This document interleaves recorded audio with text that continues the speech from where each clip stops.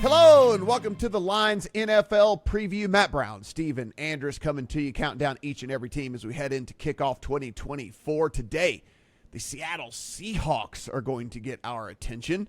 Everything we do, absolutely free. So if you've not done so already, go ahead and hit that subscribe button down below. And if you want to tell us how smart we are, because I know that's what the comment section is for. If you want to tell us just how smart we are in all of these Seattle takes, hey, we'll take that too. And if you want to give us a thumbs up, do appreciate it. Stephen? New regime there in Seattle. Some would say long overdue. It did seem like the game. And I think Pete Carroll's probably an awesome dude and probably a guy that you and I would both love go to have a beer with and like hang out and listen to him tell some football stories. But it did seem like maybe the game had started to pass him by a little bit. Certainly the newfangled form of the NFL had started to pass him by. And so with that, Mike Macdonald coming over from Baltimore. You get Ryan Grubb coming in on the offensive coordinator side of things from Washington, and you get Aiden Durrell coming in from Dallas as a defensive coordinator. And, for me, something that is right off the bat a positive for this team because, like I said, I was one of the guys that seemed like maybe this was passing Pete Carroll by a little bit. I think they nailed the head coaching hire. I think Mike Macdonald was – if Ben Johnson wasn't on the table for the Detroit Lions, I think Mike Macdonald is probably the top candidate in my mind. And I don't say that very often about a defensive coordinator, but the thing that stood out to me about Macdonald and the Ravens in particular last season, there are a lot of teams in the NFL when it comes to running defense that will just run the same thing every week with some variations. They don't get away from their man versus zone tendencies very much or change anything week to week based on the offense that they're playing. Things that we often heard about Bill Belichick week to week, just scheming and taking away your best option. We did see that with Mike Macdonald, and I don't think it's hyperbole to say that he was Belichickian in the way that he game planned defenses week to week. I mean, look no further than the outstanding defensive performance they had against the San Francisco 49ers in that primetime game that completely catapulted Brock Purdy from winning the MVP in one game. I mean, he made him look miserable, and you could not say that about really anybody the Niners played all season when they were healthy and had all of their components put together. So maybe Kansas City in the Super Bowl. So I have a ton of respect for Macdonald, and I think this was an outstanding hire for Seattle. Yeah, if you take a look in free agency, Jerome Baker, they bring in a linebacker position, Rashawn Jenkins, they bring in George Fant, Terrell Dodson, Pharaoh Brown, like no real huge splashes, but in the first round, they did take Byron Murphy out of Texas, defensive tackle that a lot of people have a lot of respect for. Go in, pick up an offensive guard in the third round, didn't have a second round pick this year, and then kind of stacked in some stuff there in the fourth, fifth, and sixth rounds in which they had three different picks in the sixth round, so we're able to go after and maybe try to get some depth somewhere along the way with all of that, Stephen. But there were some losses. You look around, Damian Lewis is gone. You got Jordan Brooks that was gone. Jamal Adams is gone. Bobby Wagner is gone. There's a list of some people that did exit. So, between the draft and free agency and the people that left, I don't think this team really got any better or any worse. It's just probably fairly neutral from a roster standpoint. Yeah, and let's start with the offense, though. You mentioned some guys that are gone. I'll mention who's still there. Mm-hmm. And it's DK Metcalf, Tyler Lockett, and Jackson Smith-Njigba. That is three legitimate above-average wide receivers that when things are cooking, you have a pretty dynamic passing offense here. And Geno Smith, say what you want about Geno Smith, but this was still a top 10 offense by EPA a season ago. Yeah. And I think we have plenty of instances in this era of NFL when you surround a maybe average on his face quarterback with a lot of talent, then that goes a long way. So scheme and weapons around him, not to mention Kenneth Walker in the backfield, can go a long way for this offense. We just got to figure out if they can coach up the offensive line a little bit because the projections have this as a bottom five offensive line going into the season. So that this may take some time with the offensive line. That's really the big question for me, Matt, not just on the offense, but for the entire roster. Can we get enough protection for Geno Smith? The new offensive coordinator, Ryan Grubb, I think I'm optimistic that he can scheme around this a little bit. If you look at what he did at Washington, Michael Penix was not mobile. The guy tore his ACL twice, and he was getting the ball out of his hands very quickly, knowing where to go with the ball. So I'm optimistic that even though this isn't a great offensive line in terms of talent on paper, that they might be able to get away with it. Yeah, I'm with you. So listen, I'm pretty big on this year 2 jump that you always hear about for wide receivers that you think that are super talented. Now, we have had a couple of wide receivers come in and just absolutely tear things up in their rookie year. But Stephen, a lot of those wide receivers were in the situation where they came in and they were kind of just the de facto wide receiver ones for those teams. And so, between the volume that was given to them and the opportunity, they crushed. Well, that wasn't given to Jackson Smith and Jigba. And listen, there's an argument there's a few different receivers in the class this year that are going to be starting in the NFL that might be wide receiver 1, put up huge numbers there in year 1, Malik Neighbors, Marvin Harrison, et cetera, et cetera. But that just wasn't the deal for Jackson Smith and Jigba. He came in, was the clear number 3 in this offense. It would not surprise me at all if after a year, coming into year number 2, that he is definitely the clear number 2 and maybe kind of more of a 1A, 1B type situation with DK Metcalf. Certainly not the same type of receiver at all between those two guys. And then, the year 2 jump that you get out of some of these receivers where they learn just a little bit of the tendencies of these corners and how to get open a little bit better in the NFL, I actually am expecting a pretty big year out of JSN, specifically, too, with this coaching change whenever you sit there and you go, oh, what are some similarities that maybe Ryan Grubb is having as he comes over and becomes offensive coordinator of Seattle? Oh, 3 good wide receivers and having to figure out how to get all 3 of them the ball? Yeah, he did that last year at Washington. That is literally what went down at Washington last year with him. So this isn't even anything new for Ryan Grubb. I know we're a betting show. I'll just slip in here that I've been taking a decent amount of Jackson Smith and Jigba at his price and his average draft position in fantasy. I do think that he's in line for a potential breakout here.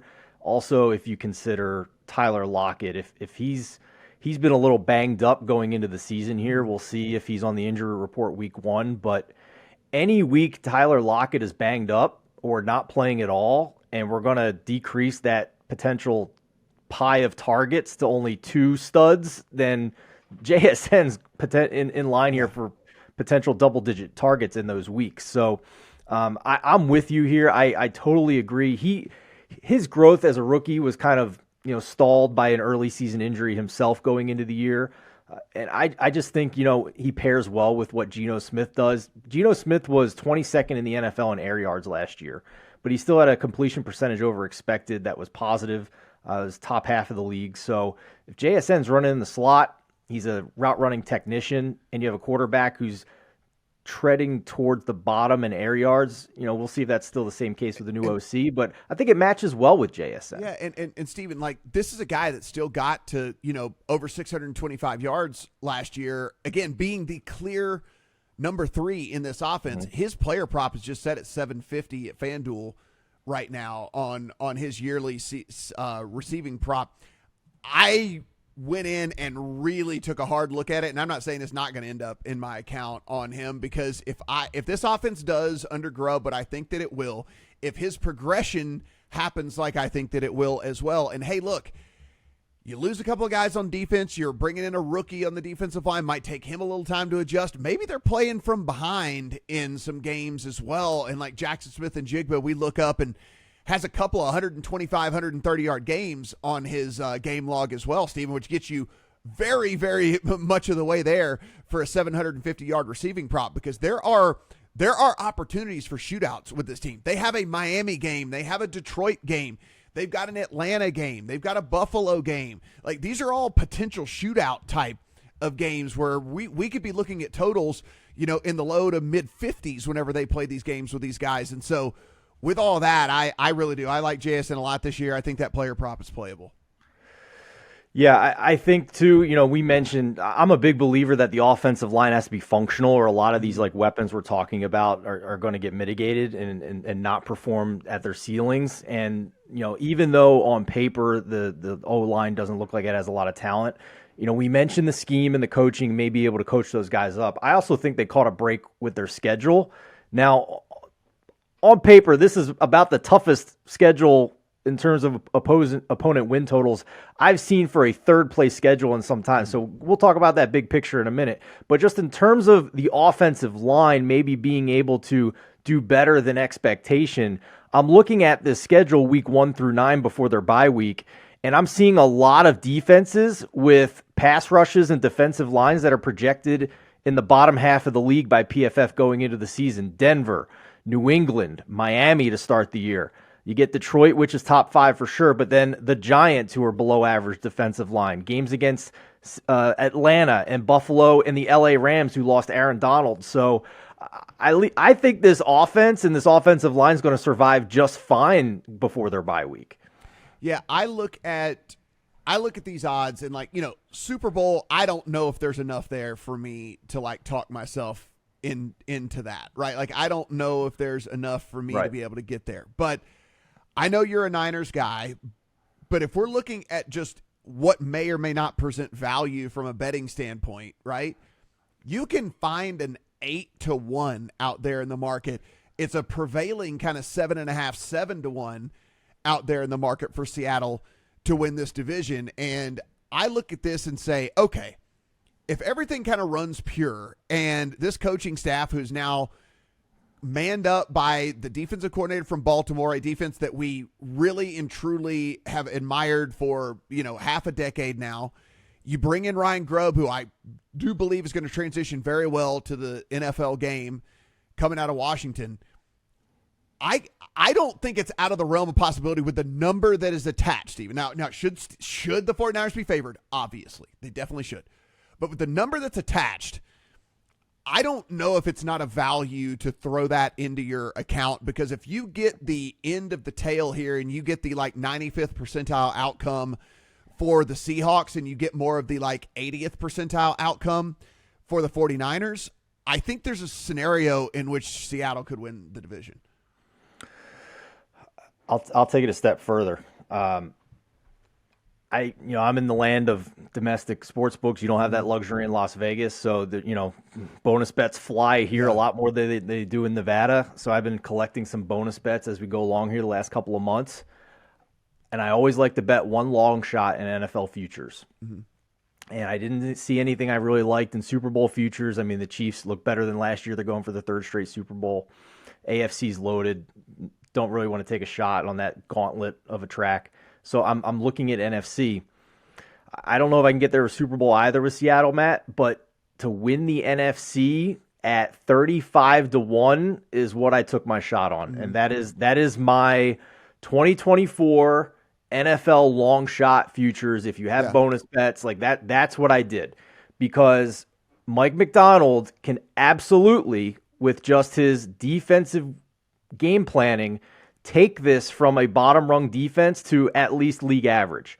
And the offense has a ton of weapons. And I think there's at least a chance here where, despite the schedule kind of being tough, maybe projecting Seattle for around a 500 record again, like they were last year when they were 9-8, I think the market rating just might be wrong. And if we look at some of the projected spreads for games this year, I could see a scenario where earlier in the season, their rating gets upgraded based on what we're seeing with this new coaching staff and all the weapons they have on offense. And maybe, a game against Miami is not a 2-point spread in week 3. Maybe, a game, like I see a week 7 game at Atlanta where they're 3.5-point dogs right now. I'd be shocked if Seattle is 3.5-point dogs once we get to week 7 on the road against Atlanta. If they are, I'm probably taking Seattle plus 3.5. But that's the kind of market rating we're dealing with right now with Seattle going into the season. And in just my personal opinion, I think there's a pretty good likelihood, Matt, that this is a team that's going to see a pretty decent change in that rating once we get a month or two into the season. The thing is if you make it through the first half of the season without just completely losing it, right, Stephen? The second half of the season is much better for you in theory, right? I mean, we're talking, Miami, Detroit, San Francisco, Atlanta, Buffalo, the Rams, all through week 9. Then you come out of your bye, and sure, it is a road game at the Niners, but that's when you start to get the Cardinals a couple of different times. You get the Bears, you get the Packers, who again I think could be fine, but I don't know is going to be as good as everybody is trying to say out there. So you do have these other games in there in which, like Seattle, if you can just not become totally buried in the first half of the schedule, if you're good, if you're better, like we think they're going to be better, if we think they're going to be good, some of those games in the second half for sure are going to be games in which we look at it, like you said, whatever the spread is attached right now and whatever we think of these teams right now, it's going to look a lot different by the time we get to the second half. They only have 6 games on their schedule that I consider coin flips where the spread is within 3 either way. That's because they're going into the season with a lot of games that are more like 3.5 point underdogs. I mentioned the Atlanta game, a home game against Buffalo. Let's see what else here. We have, road games against Chicago in week 17. Like, these are all games that I think get into coin flip territory once people realize what this roster actually is and how it's going to be improved with a better coaching staff. So, I typically would look at the schedule and be terrified, but you have a lot of situations here where, at least on paper, you see a team maybe only getting to 8 wins or so. But I just believe in the talent on offense, and I believe in this coaching staff. So, and we're getting it baked into the price too because of those concerns. Like you're getting 35-1 on Seattle to win the NFC. You're getting 8-1 in the division. So I think it's arrow up for this team. I really do. Yeah, and another one of those teams that might be a team that you buy on in the second half as opposed to the first half. Like we said, just it does lighten up a good bit there in the second half, and maybe they get through that gauntlet not near as bad as expected, and you come in kind of about week 9 in that home game against the Rams, and you go, all right, I like them in this game. They're going to get 2 against the Cardinals. They're going to get 1 against the Vikings. They're going to get 1 against the Bears. Like, all this happened in the second half of the season. Maybe you buy in on them too about halfway through the season. But I'm a little bit more rosy, I think, on this team than the market is. Yeah, I'm with you, man. I agree. We haven't mentioned the defense much, at least in terms of their talent. We've obviously mentioned the coach.